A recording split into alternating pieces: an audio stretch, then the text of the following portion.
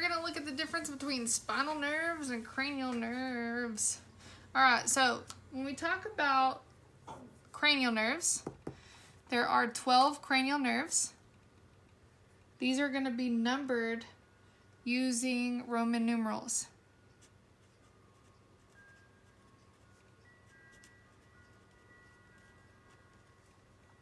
So I is 1, X is 10, plus 2 is 12. So there are 12 pairs. Okay, when we talk about spinal nerves, these are going to be basically numbered based on your vertebrae. So we always say breakfast, lunch, and dinner. So cervical, there's actually an extra one. There's 1 through 8. There's 12 thoracic, so they're labeled T1 through T12. Lumbar, there's 5 lumbar, so it's L1 through L5 spinal nerves. Sacrum, when we talked about the sacrum, your sacrum is 3 to 5 vertebrae fused, so we have S1 through S5. And then you have 1 coccygeal nerve, so we have 31 pairs of spinal nerves. Now their origin is where they come from. The origin of spinal nerves comes off of the spinal cord. So these are going to be at the spinal cord. Cranial nerves come off of the brain stem. When we talked about nerve roots, there's going to be 2 nerve roots that come off of the gray matter. We had our posterior root with the ganglion and our anterior root that comes off of the anterior gray horn. So we've already seen this picture. We're going to draw them again here in a minute. There's only 1 nerve root for cranial nerves. It doesn't really have a name. The composition for all spinal nerves, they're going to be mixed. When you say the word mixed, that means it has both sensory neurons, which are going to be in your posterior root, and motor neurons, which are going to be in your anterior root. So both sensory neurons and motor neurons. Okay, the composition of cranial nerves can be sensory only. So we just say sensory only, all right. So sensory neurons only. It can be motor only. Motor only means it's got motor neurons only, or it can be mixed. And when we say mixed, it has both sensory and motor neurons.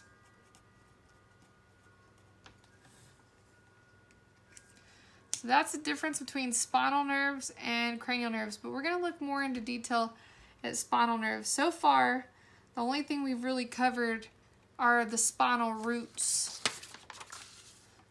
These are going to be mixed. So this is your spinal nerve that we've been talking about. But we need to talk more about these 31 pairs, and we need to talk about plexuses.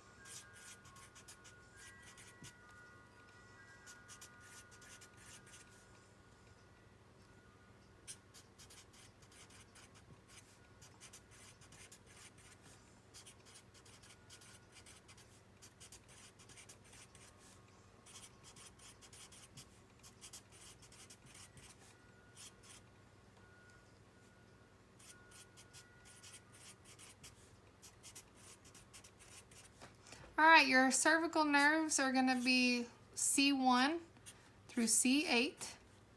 Thoracic is T1 through T12.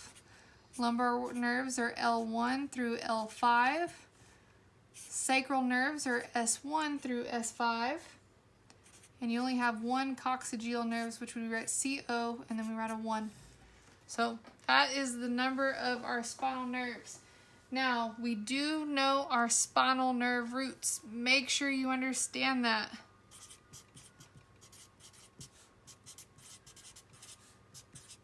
Spinal nerve roots are always going to branch off of the posterior and anterior gray horns. So we've talked about gray matter. Gray horns is the gray matter located within the spinal cord. Your nerve roots come off of the posterior and anterior gray horns. Now, I did not draw the lateral gray horn, if you've noticed, but you don't have any lateral gray horns in the cervical region, but our nerve roots come off of the gray horn. So you have posterior rootlets, your posterior root, then you have a swelling, which is called the ganglia,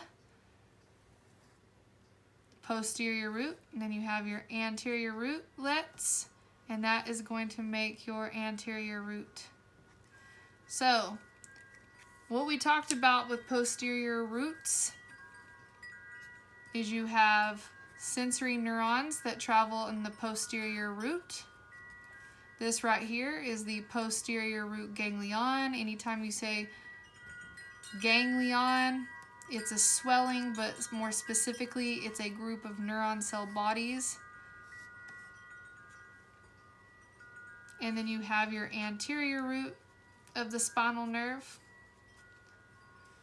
And when they merge together, that is going to form your spinal nerve.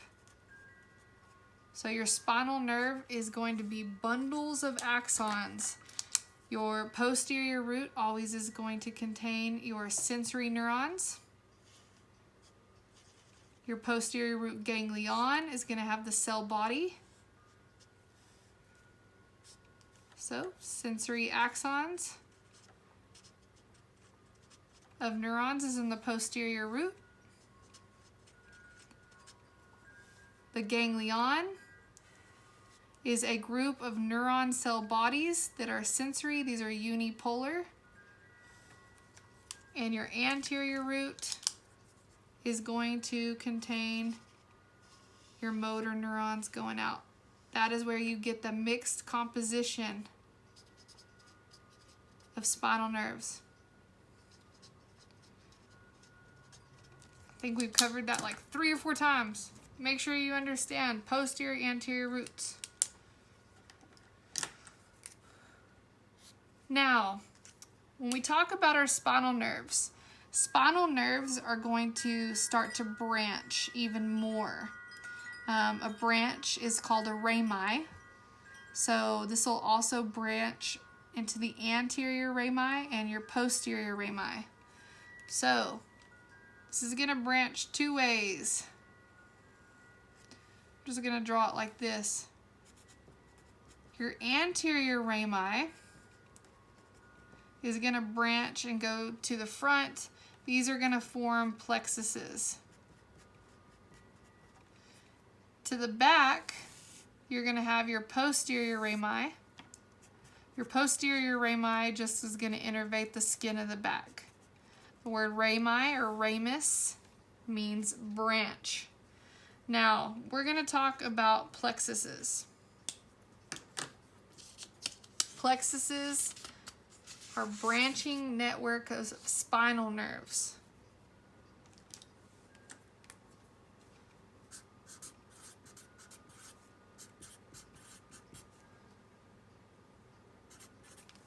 Now, your nerve plexus is only going to come off of your cervical, lumbar,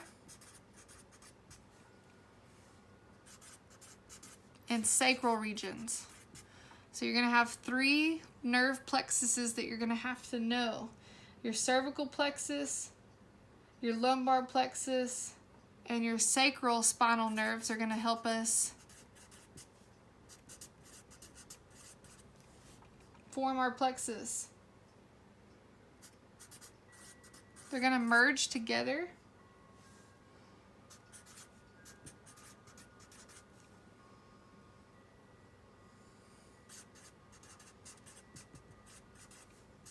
They are very complicated to learn, but the technical definition, how I always learned a plexus, is a branching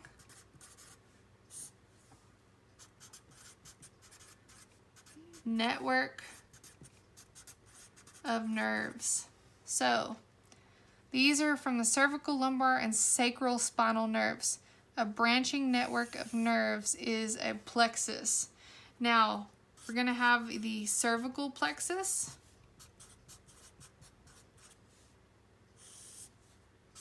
I'm going to draw these out. We're going to have the brachial plexus.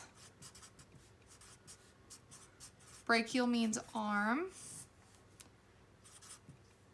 We're going to have a lumbar plexus.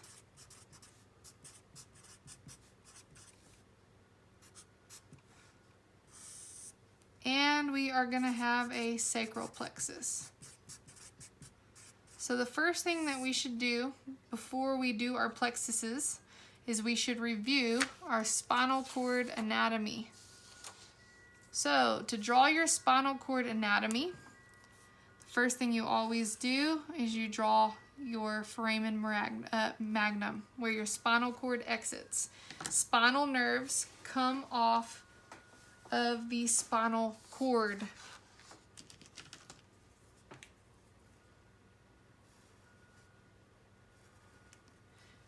You have your cervical region that is going to enlarge for the cervical enlargement.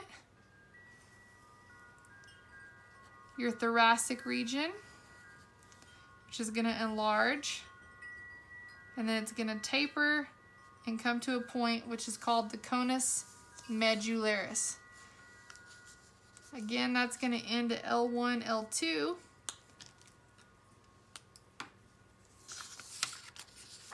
So you are going to talk about the sacrum and the coccyx.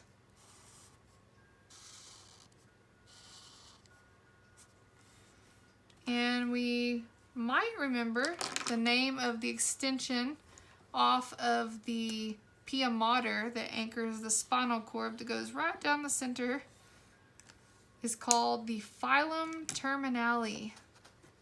Now we're going to draw our plexuses.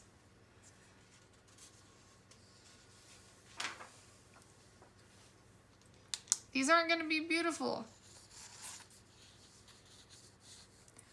All right, this is the cervical region and this is the cervical enlargement. So before you get to the cervical enlargement, this is where you're going to have your cervical plexus. Your cervical plexus is a branching network of nerves. So C1 through C4 is going to form your cervical plexus, a branching network of nerves. It does get complicated. Literally, they branch. That would be your cervical plexus. C1 through C4. It's branching. 1, 2, 3, 4. Now, your brachial plexus is also going to start at the cervical region. This is going to continue from C5, because remember it comes off the cervical, but it actually ends at T1. So the cervical enlargement is going to be where your brachial plexus comes off.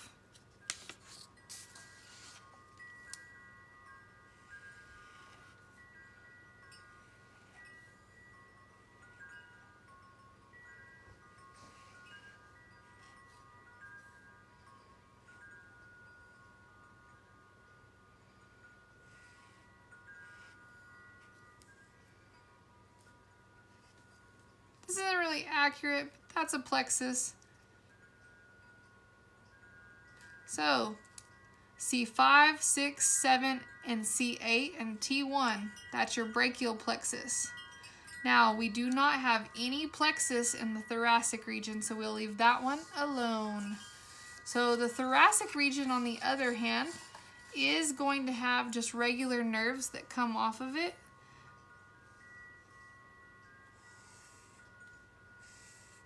No plexuses though. No branching network of nerves. All right, we'll go over those.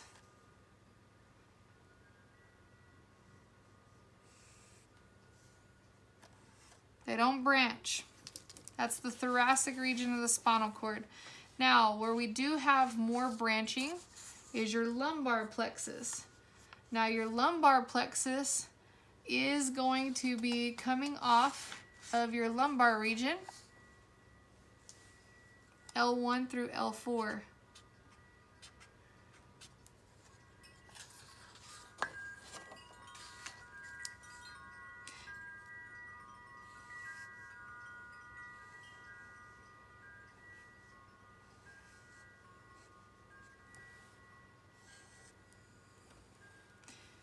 Okay, that would be your lumbar plexus.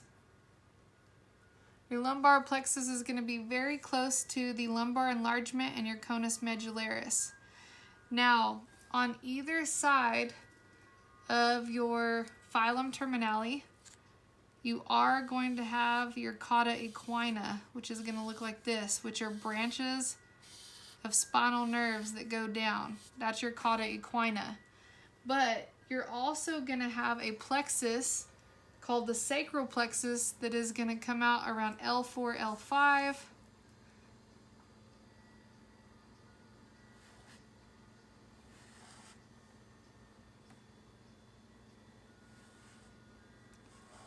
And then one big nerve is going to come out right there, your Sacral Plexus. So, spinal cord, your spinal nerves. So we're going to talk about our plexus.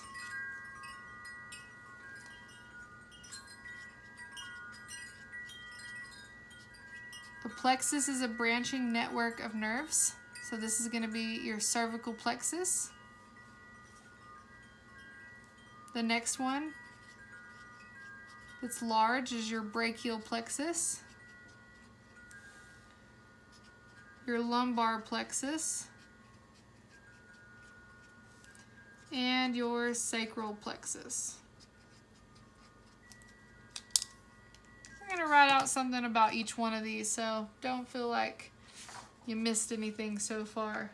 So, your sacral plexus is L4 through S4. It's closer to the sacrum. All right, now, when we talk about your cervical plexus,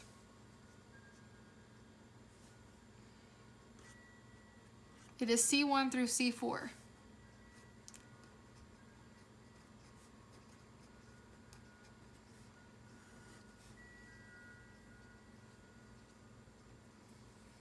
This is going to innervate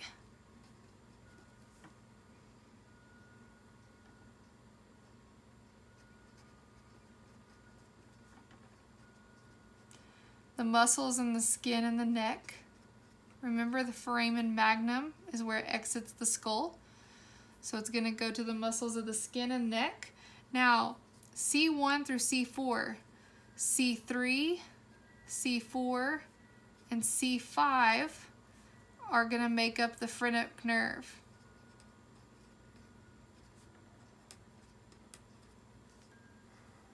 The phrenic nerve is going to control the diaphragm, which helps you breathe. So what we say is C3, 4, and 5 keep the diaphragm alive. That's a special thing in cervical plexus. When you break your neck, if you damage these areas, you cannot breathe. So that's why people who have traumatic damage or get paralyzed, they have problems breathing. All right, your brachial plexus is C5 through T1. The word brachial means it is going to go to the arm.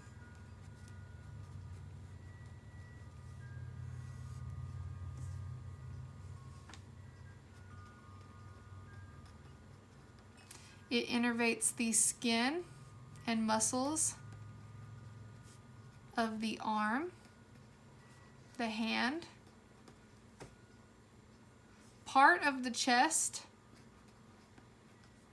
and the back. Now when I say part of the chest and the back, it's going to be the area closest to the shoulder. Now the nerves that come off of the brachial plexus is the musculocutaneous,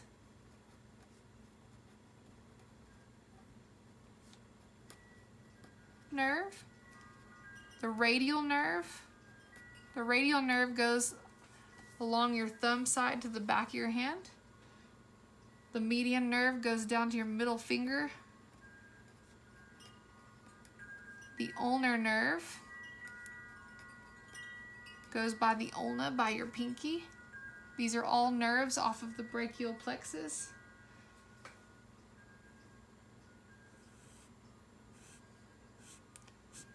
C5 through T1. Now, your thoracic region does not have any plexuses, but we can talk about thoracic spinal nerves.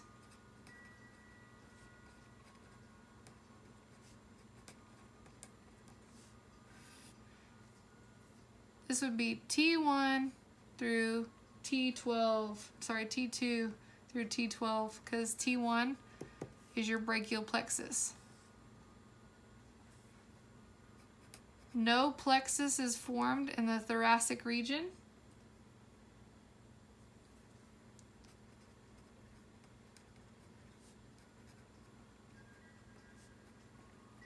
These are going to innervate muscles of the skin of the thorax, which is your chest and abdomen. Now, the nerves that come off of the thoracic region are called intercostal nerves. Inter means between, costal means ribs. So these travel in between the ribs.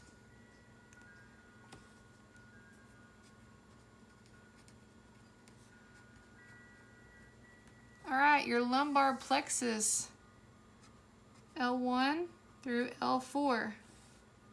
Now, the thoracic region is basically your thorax and your upper abdomen. Your lumbar plexus is going to be your lower abdomen.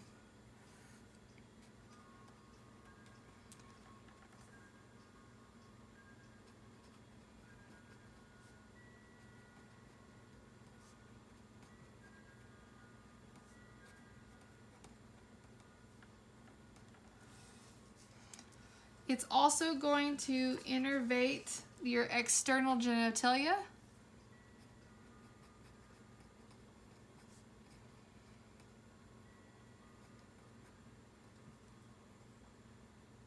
And portion of your upper thighs, so your lower leg, which is going to be the front part of your thigh. Now, these go down, if you can imagine where this one is right here, this is going down towards your obturator. So the lumbar plexus is going to give rise to nerves called your femoral, which is the thigh.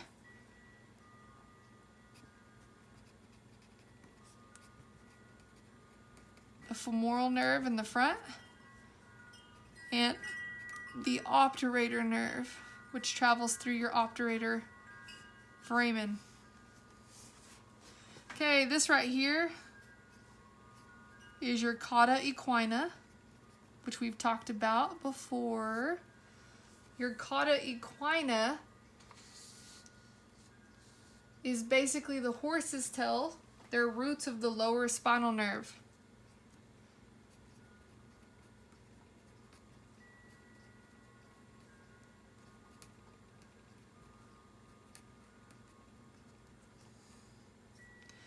All right, sacral plexus, which is on this side. Your sacral plexus is L4 through S4.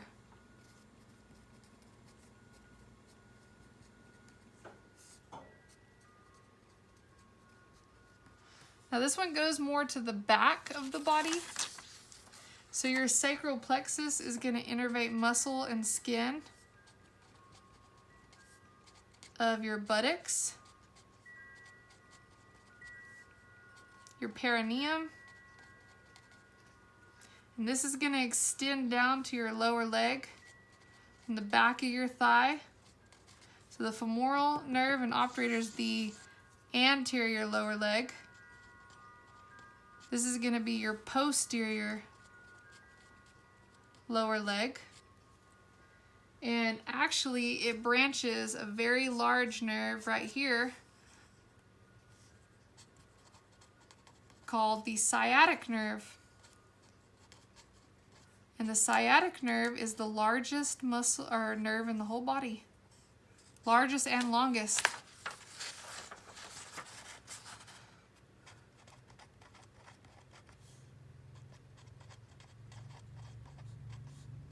Now, the sciatic nerve, whenever it becomes impinged, it becomes the sciatica. And the sciatic nerve goes down the back of your thigh. And when it gets to the back of the knee, it's going to split into the tibial and the fibular nerve.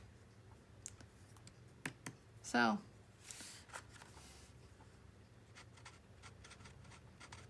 those are your plexuses.